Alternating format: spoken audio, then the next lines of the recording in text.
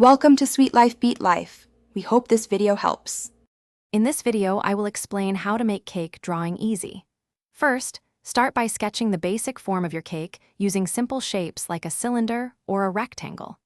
These initial shapes will serve as your foundation. Next, lightly draw guidelines to help you determine the cake's overall dimensions and ensure symmetry. Remember to use a soft pencil for these early steps, making any adjustments simple and stress-free. This approach builds a solid base for your delicious-looking drawing. Now let's add some structure to our cake. Divide your initial shape into several distinct layers using horizontal lines.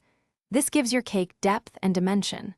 For a more realistic look, add a slight curve to the top of each layer, suggesting a soft, baked texture. Don't forget to sketch a cake stand or plate beneath the base. This grounds your drawing and makes it feel complete.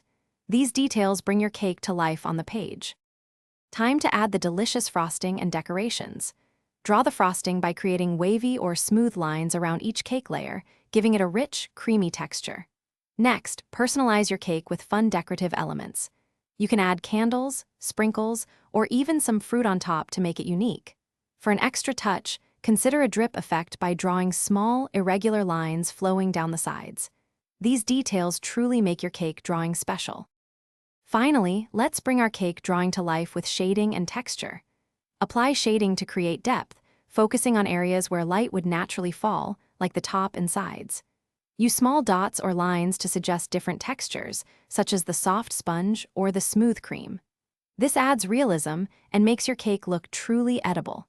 Remember to check the description for a link to Little Tree's black ice and other great deals. A well-shaded and textured drawing makes all the difference. Thanks for watching. Consider subscribing if we helped you.